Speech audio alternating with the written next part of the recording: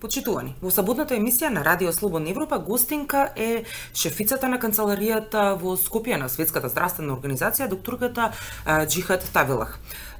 Докторка Тавилах, каква е вашата оценка за тоа како Македонија се справува со здравствената криза предизвикана од COVID-19? I come out to the media rarely, but I only come out when people see me. That means that the situation is very serious, unfortunately. And Macedonia now is going through a very large crisis of the COVID epidemic. We are seeing now a peak of spread of the cases that we have not seen during the first wave of the epidemic. What I can say about the situation is that it is serious, and I really want to call for everybody to contribute to limit the spread of the COVID-19 virus. Certainly, I can say that probably the easing of the restrictions, the public health restrictions, have been eased recently.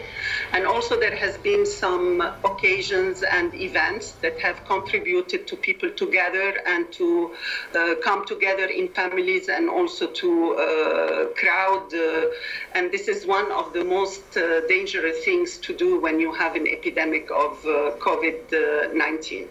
So I also would say that the situation where we are now is caused by a lot of fake news, unfortunately. There are media who are responsible, who tell us about what's going on, but there is a lot on the web and also in social media of wrong news that is totally misleading to the people.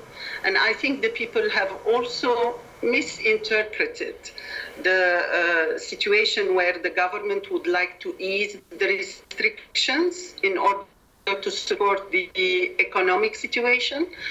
People have thought that this is okay, the virus is gone, and with the fake news this has escalated. So I can say that there is no time to rest. There is no time to forget about this virus, and we need to go back to normal, but we need to go back to a new way, a new normal. So it's very critical now that we persist in all the individual protections. If there is no public health constraints outside, there should be strict adherence to individual protection. That means distancing. And distancing, physical distancing, 1 meter, 2 meters is extremely important. Using the masks when you are in a crowded place or you are in a taxi or other transportation that you cannot have distancing. And also, most importantly, washing hands and keeping hand hygiene, cough hygiene. If you are sick, if you have fever, if you are coughing, do not go out of your room, do not go out of your house and restrict yourself from mingling with other people. These are basics, and these basics will continue to be with us for some time. So people have to understand this is the new normal, and we will continue to have this for a long time. So we better get used to it from now. Болничките капацитети се веќе исполнети.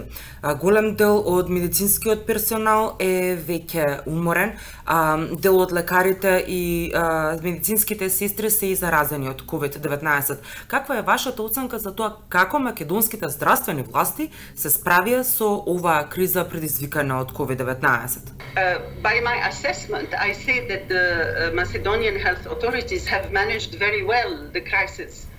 But what has made the difference between the first wave and the second wave was the solidarity of the people and people following the instructions and trusting the government instructions. What I have seen, first of all, is an all-of-government response, which is extremely good. You can see that the sectors are working together to provide whatever is needed during this epidemic. The second thing, on a daily basis, there is a very responsible infectious disease committee meeting, a crisis management committee meeting, and also involving all the levels of the authorities, high up to the president. As we have seen, there has been extension of the emergency situation in order to make sure that everything is put in place to protect the citizens. We have seen that the number of beds that are available to treat COVID have increased in these countries, in North Macedonia. We have seen that when we started with the first case on 26 February, I can tell you that there was only 4 prepared beds to take intensive care patients. Now we are at much larger, and as you see now, there are 4 or 5 different hospitals who are taking care of COVID patients. The laboratories have increased tremendously, from testing per day around 100 cases to testing capacity of 1,300 tests per day. New equipment have been brought. Healthcare workers are assigned and reassigned according to the situation. I believe that the health authorities have done their best to protect the people, and there has been a risk communication campaign that was very strong from the start, using TV, using mass media, using social media, internet, Facebook, Twitter, whatever. I believe, and I can confirm, comparing to other countries, this country has the best transparency with regards to telling people what's going on that I have ever seen in any other country during crisis situation. До почетокот на јуни, бројките на новозаразени и починати од коронавирусот не беа толку високи, но по укинувањето на полицискиот час тие започнаа да растат. Може ли со така наречените благи мерки да се справиме во земјава со коронавирусот? The situation as it is now is not irreversible. And we have seen this drastic situation happening in other countries in Europe. Not to say about Asia and other countries, but we have seen it in Italy, in Spain, in France, in many other countries, even in the countries around us.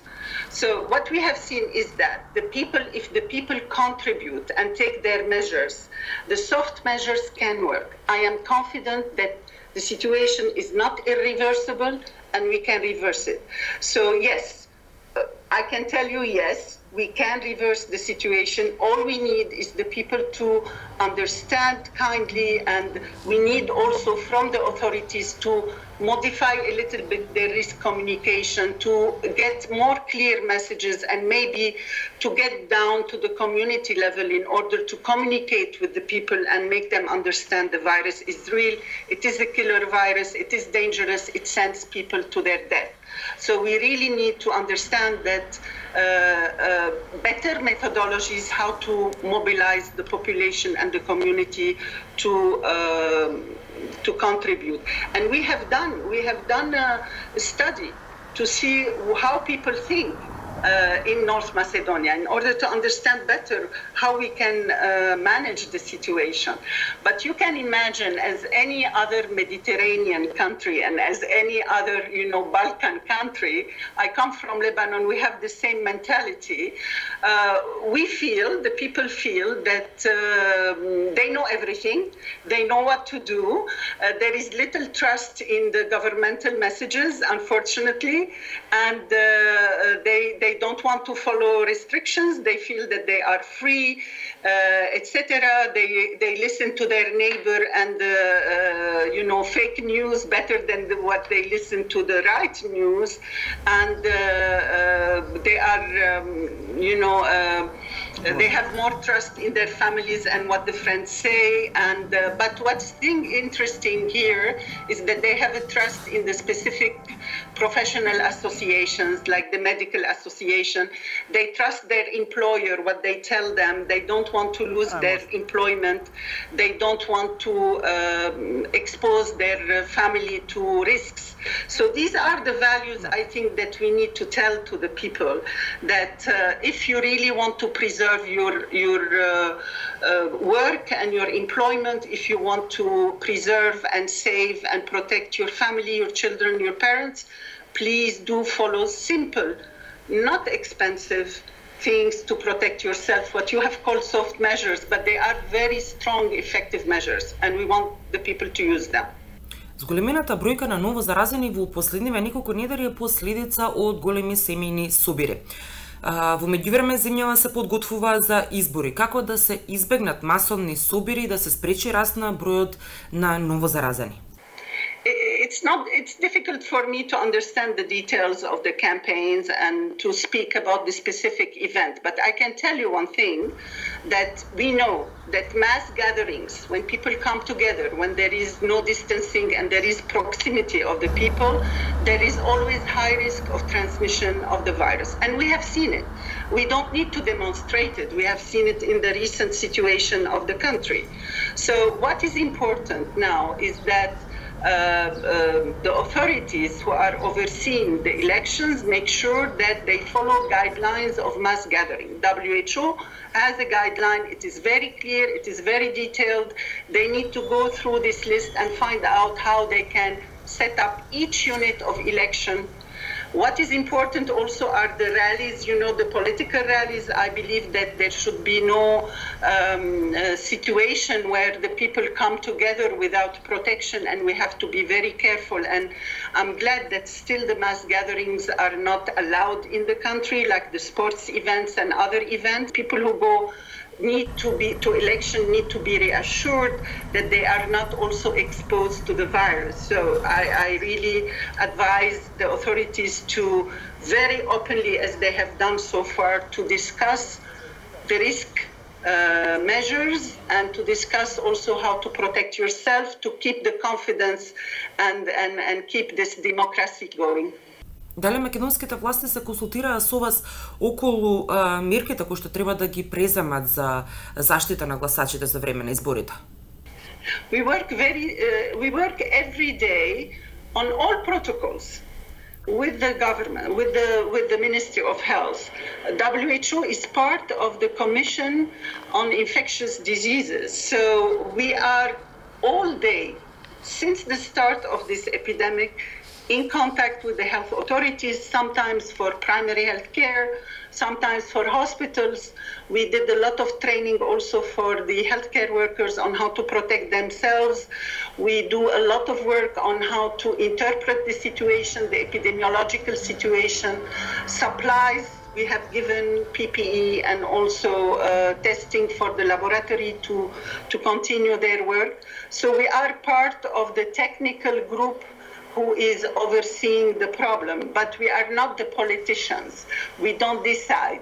So the technical group, I can say, has been doing a great job, and I want to take this opportunity to really thank them and thank the head of the infectious disease committee, who have been, everybody has been working relentlessly, the infection hospitals also. So everybody in the profession is working very hard. And we want only that the politics does not interfere with the decisions. The fake news is not spread larger than the epidemic itself. And also that every one of us in this country understands its responsibility and also understand that they have the power to make a difference. They do. Спомнавте дека Комисијата за заразни болести и професионалците добро си ја вршат својата работа, но што е со политичарите и нивните одлуки кои во извесен период и не ги послуша препораките на Комисијата во носењето на одредени мерки? To be truthful, I have to say that the voices that are a little bit not in harmony with what needs to be done are small voices, but they are very loud. So I think the people should not allow for extraordinary fake news to come to their attention, whatever is the source, whether from the neighbor or from a head of a party, whatever is the source. And I think it is not time now to derail the good work that Macedonia has done so far. And we have seen how immediately this virus can flare up.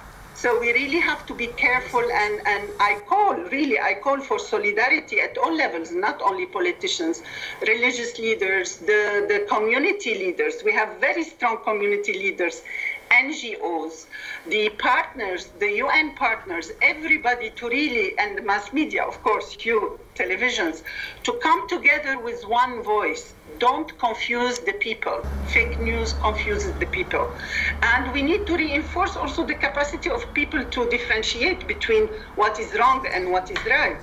So we need to find out what is best talks to the people and communicate the right messages. Светската здравствена организација во светот, но и во земјава е на удар за тоа како организацијата се справува со здравствената криза предизвикана од COVID-19.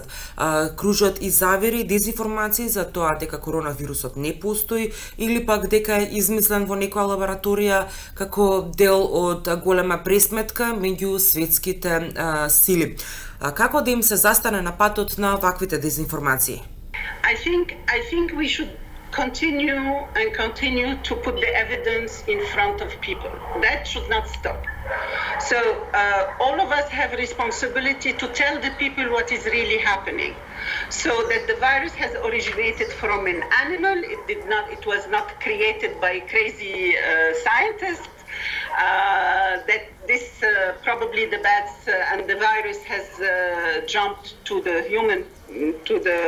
human species, and now we know that for sure that the virus is transmitted from one person to the other.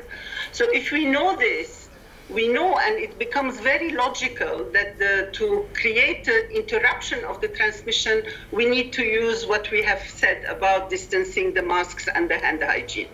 So I know that the overflow of misinformation is really damaging and it confuses people, and then I know. But we have to persist in doing what we do right. And that is to always try to access the right information from its source. And also I want to see the authorities reaching out more to the communities, not only by mass media, more visits, more discussions. And I know it is very difficult to do this when we are asking people to distance themselves and not to come in crowds, but try really to initiate discussions with community leaders who can really have influence on the people. Ви благодарам за разговорот. Thank you very much. Thank you for having me. Вам почитувани и ви благодарам што го следевте интервјуто. До гледање.